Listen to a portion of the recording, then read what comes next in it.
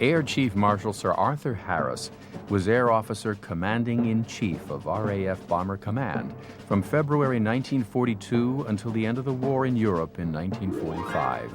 In that role, he became the focus for all the arguments that raged about strategic bombing at that time, and most of the subsequent contention surrounding the strategic bombing offensive has centered on Harris.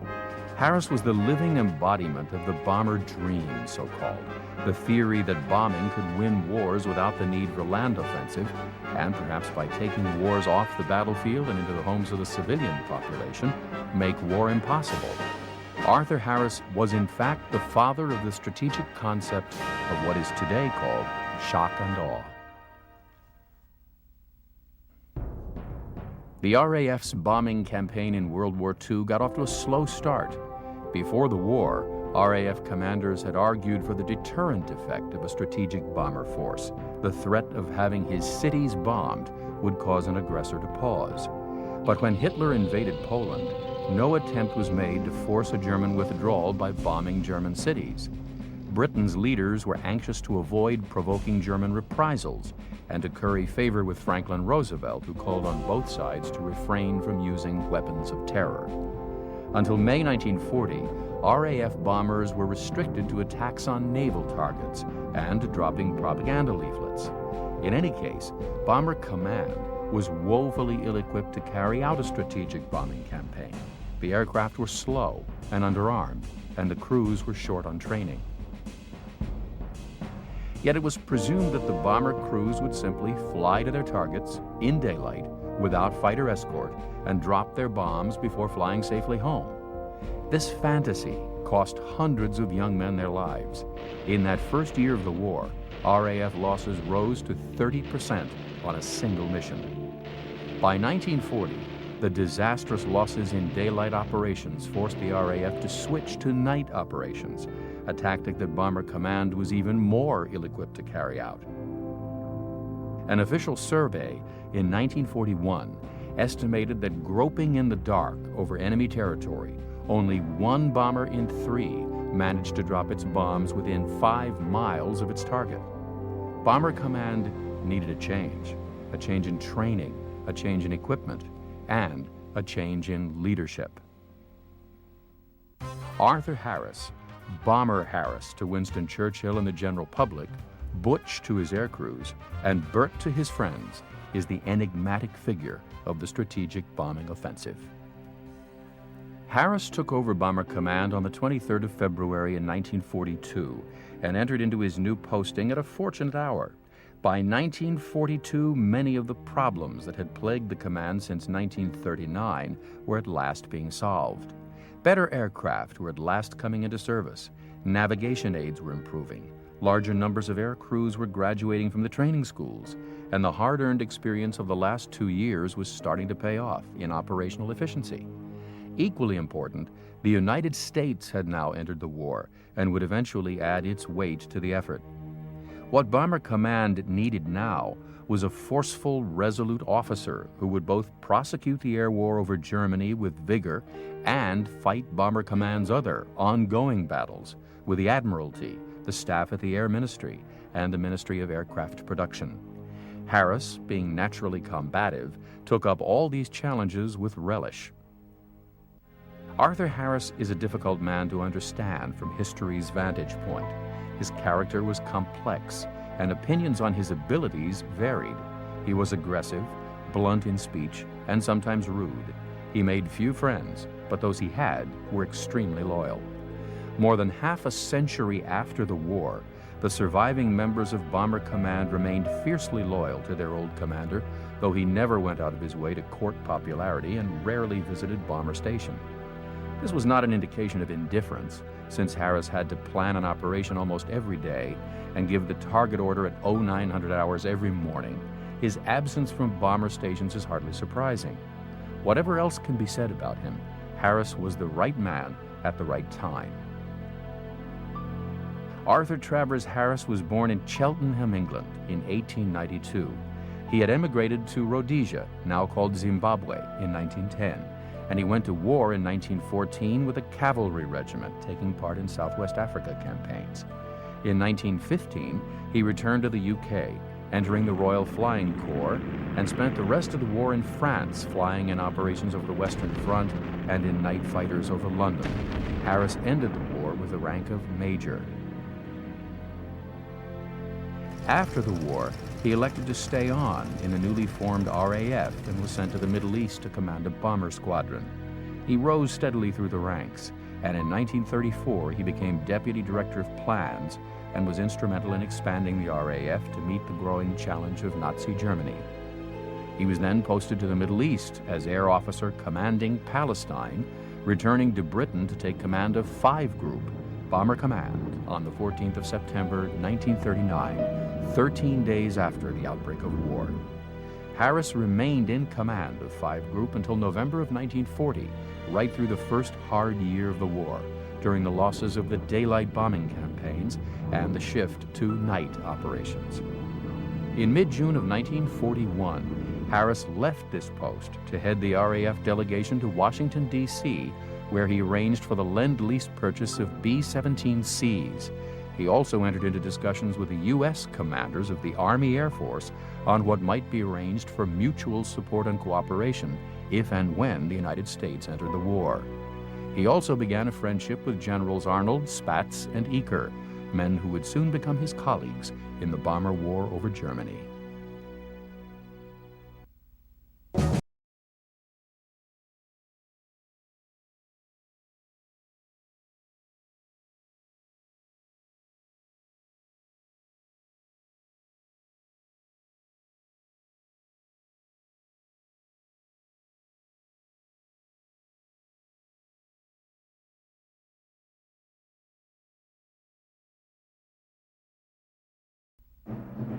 When Harris took up his post at Bomber Command, his first task was to get more and better aircraft, a task that brought him into conflict with the politicians, the air staff, and the Admiralty.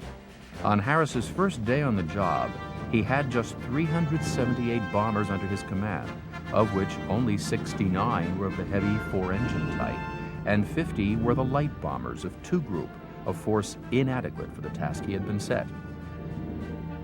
Harris was also unhappy with the navigation and bomb aiming equipment in service. The average crew, on an average day, could not find its way to the target by visual means alone. But before he could get the funds to update and expand his command, he had to convince the politicians that Bomber Command could play a decisive role in the war. Harris needed to demonstrate that Bomber Command could mount crushing attacks on Germany, and he needed it soon. On the night of March 3 and 4, he sent 235 aircraft to attack the Renault factory at Billancourt, near Paris, a plant manufacturing trucks for the German army. The attack was made by 3 waves of bombers, all flying at 6,000 feet. The bombing was deliberately concentrated, with 121 aircraft passing over the target in an hour. Only 1 aircraft was lost, and photo reconnaissance the next day revealed that considerable damage had been done, though more than 300 French civilians were killed. Targets in France did not rate as highly as targets in Germany, and on the night of March 8th and 9th, just 5 days later, Harris sent 211 bombers to attack the town of Essen in the Ruhr. The lead aircraft were equipped with G, a radio signal tracking device. They illuminated the target with flares, but without identifying it visually. All did not go according to plan. Only 11 of the 20 G-equipped aircraft dropped their flares on target. The German defenders were quick to use dummy flares and light distracting fires. The attack on the following night was also a failure, when, although Essen was the target, the bombers got lost and dropped their bombs on Duisburg and Hamburg. Both were industrial targets, and some damage was done, but clearly the crews needed to have more faith in G if it was to be used successfully for target finding as well as navigation. More attacks followed, on Cologne and again on Essen. Then at the end of March, Harris made the first of his city attacks, sending 234 bombers against the Baltic port of Lübeck on the night of 28th-29th March. The port lay beyond G range, but G came in useful in the early stages of the flight. and on this moonlit night, 191 of the bombers found the target, some flying as low as 2,000 feet over the center of the town. The combination of blast bombs and incendiaries soon had the port in flames. Once again, the bombers were concentrated, most of them passing over the target inside 2 hours. Photographs and subsequent reports from Germany indicated that over 60% of the buildings had been destroyed, including the Dragerwerk factory, which made oxygen equipment for U-boats. About 1,000 people were killed or injured, the highest toll so far for any raid on a German city. The raid was regarded as a considerable success, and while continuing his attacks against the Ruhr cities and Cologne, Harris followed it up in April with 2 more experimental area attacks, one by day on Augsburg and one by night against the port of Rostock. The Augsburg operation on the 17th of April was a deep penetration raid, very dangerous in daylight. The specific target was the Mann diesel engine factory, which made submarine engines.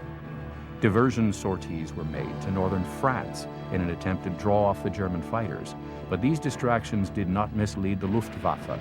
4 Lancasters were shot down on the outward flight, and 3 more near the target. Those aircraft which did reach the target bombed it with great accuracy, but with 58% of the force lost, it was another proof that daylight bombing without fighter escort was simply not feasible. The attack on Rostock on the night of April 23rd, 24th achieved mixed results. The attack followed the pattern of the Lübeck operation in that the aiming point for the main force was the city center, though a small force of 5 group attempted a precision attack on the Heinkel aircraft factory in the suburbs. Neither attack was accurate. The main force bombed well away from their target, and the Heinkel factory was untouched. The next night, Harris sent the bombers back. This time, the bombing was more accurate, and the center was destroyed, but the Heinkel factory still remained untouched. The bombers therefore returned on the following 2 nights, 128 bombers on the 3rd night, 106 planes on the 4th and final night. But servicing and battle damage were steadily reducing the number of planes Harris had available for these operations. When the smoke cleared away on the morning of the 5th day, it revealed that most of Rostock, 60% of the city center, and the Heinkel factory was destroyed. From these raids on Lübeck, Augsburg, and Rostock, it is easy to see what Harris was attempting. The workers who came under attack had their war work disrupted when they and their families had to flee to the countryside, and they returned to find their homes destroyed. For Harris, area bombing was the only feasible method of attack. Logically, Britain should have abandoned strategic bombing altogether, or at least until it could develop a fighter with the range to act as an escort into the very heart of Germany. But in 1942, the RAF Bomber Command of Arthur Harris constituted the only way the British had to carry out offensive action against Germany. Harris needed headlines. He got them, with 3 headline-grabbing 1,000 bomber raids on Germany in May and June of 1942. The 1,000 plan was not simply a very large bomber operation. It was also a means of testing a new method of attack, the bomber stream, a way of swamping the flak and the civil defense, especially the fire services, countering German radar and fighter activity, and demonstrating to the Germans and to the British and their American allies just what Bomber Command might do when it had the right amount of aircraft. Since Bomber Command had fewer than 500 operational frontline bombers, Harris had to scrape the bottom of the barrel to make up numbers, including using every crew still in training. The order to attack went out to the groups. The 1,000 plan was on, and the target for tonight was Cologne. Bomber Command put up 1,047 aircraft that night, of which about 890 reached Cologne, dropping 1,455 tons of bombs. All aircraft passed over the target in a tight stream in just 90 minutes. The damage was immense. More than 15,000 buildings were destroyed or damaged. Elated by the success of the Cologne raid, Harris decided to repeat the process with another 1,000 bomber raid, this time on Essen, on the night of June 1st and 2nd. In fact, only 956 bombers were dispatched. The bombing was very scattered, and the Krupp's works were untouched. Clearly, when it came to hitting the target, Bomber Command had a long way to go.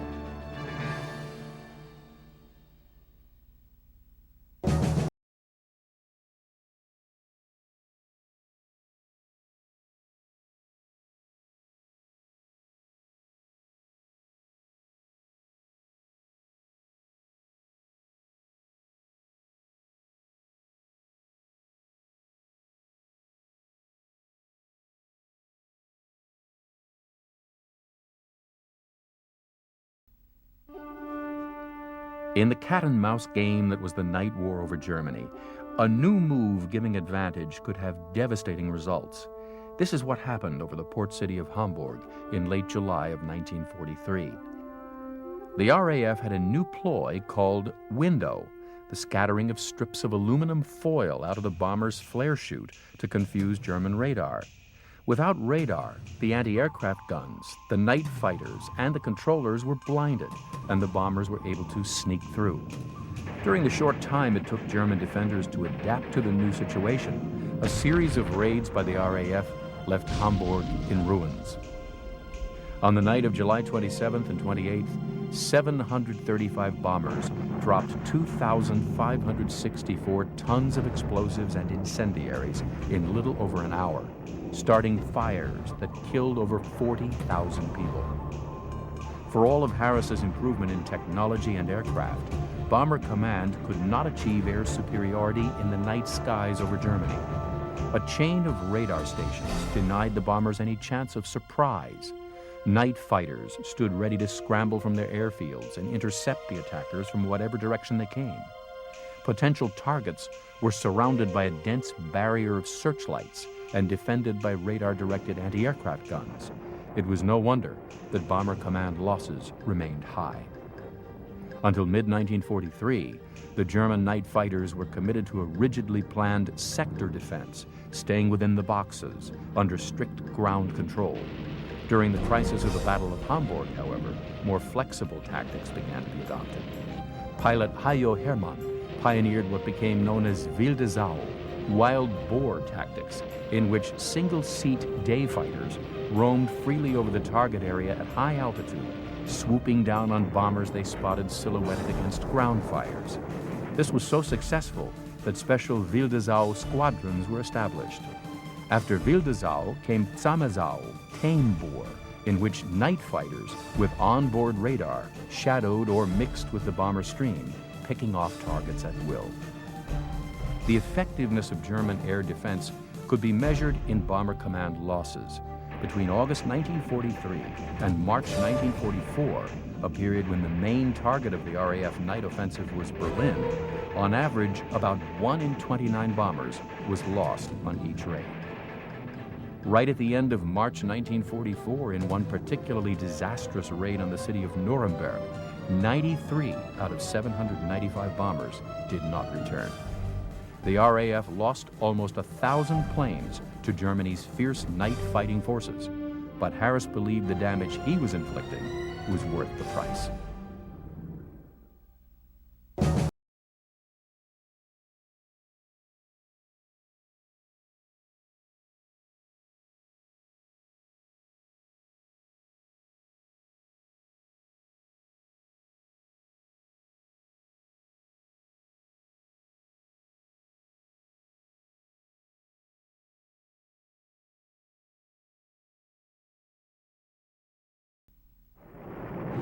The attacks on the city of Dresden by RAF Bomber Command and the U.S. 8th Air Force in 1945 have become the subject of great controversy since the end of the war and have also become the basis of a considerable number of myths. Indeed, in the public mind, the Dresden raid has become the focus of all arguments surrounding the strategic bombing campaign and the morality of bombing as a whole. The accusation that Harris decided to destroy Dresden from sheer bloodlust would be too ludicrous to merit reply if it were not so widely spread. Nor was Dresden a virgin target. a city as yet untouched by Allied bombers, in February of 1945. It had been attacked on previous occasions. The USAAF first bombed it on the 7th of October in 1944, when 30 B-17s bombed Dresden in lieu of their primary target. Dresden was also the target of a major raid by the USAAF on the 16th of January, 1945. The main reason to attack Dresden, codenamed Operation Thunderclap in February of 1945, was simply that the city was a transportation center, the type of target that had been under attack for months. The city was not well defended. Most of the flak and all of the vital 88mm guns in the city had been dismantled and sent east towards the Oder to serve in the anti-tank role against advancing Russians, and other batteries were sent west to use against the Americans. Nor was there much in the way of fighter support. By this time, the Luftwaffe, if still active, was running very short of fuel and obliged to restrict its activities to mainly night sorties by aircraft other than jet fighters, which alone could outrun the P-51s. A total of 2,600 tons of bombs were dropped, a mixture of high explosives and incendiaries that gradually created a massive firestorm. 6 Lancasters were lost on the operation, and 3 more crashed on the way home. The fires that raged throughout the city eventually created a self-sustaining firestorm, with temperatures peaking at over 1,500 degrees centigrade. The air above the bombed area became extremely hot and rose rapidly. Cold air then rushed in underneath at ground level from the outside, and people were sucked into the flames. Out of 28,410 houses in the inner city of Dresden, 24,866 were destroyed. An area of 15 square kilometers was totally devastated. The precise number of dead is difficult to ascertain. Estimates vary from 35,000 to more than 135,000. Such estimates are made especially difficult by the fact that the city was crowded at the time by many unregistered refugees and wounded soldiers. The controversy over the Dresden raid began almost at once and has raged ever since. The center of the criticism was and remains RAF Bomber Command and Air Chief Marshal Sir Arthur Harris. Arthur Harris was a hard man. A story is told of Harris that once during the war he was stopped by a British policeman for speeding in his car. "You'll kill someone if you go on driving like that," said the policeman. "Young man," Harris replied, "I kill hundreds of people every night." In the end, Harris never wavered in his advocacy of the bombing of cities as a war-winning strategy. Harris commanded respect from his subordinates and enormous loyalty from his crews. But the ongoing debate about the morality and indeed efficacy of the bombing raids was already underway in the closing stages of the war. His stubborn refusal to disown the February 1945 bombing of Dresden when it had become politic to do so was a piece of plain honesty that cost him dearly. He was shunned by the British establishment at the end of the war and was subsequently vilified for having carried through a policy that, in the war years, had enjoyed widespread support and was a key factor in the Allied victory. In 1946, he retired from the RAF and embarked on a successful business career in South Africa, but later returned to Britain, where he was made a baronet. In 1992, 8 years after his death, a monument was erected in central London, stirring up the debate about Harris and his role in the war effort. To this day, Bomber Harris remains one of the enigmatic figures of the Second World War.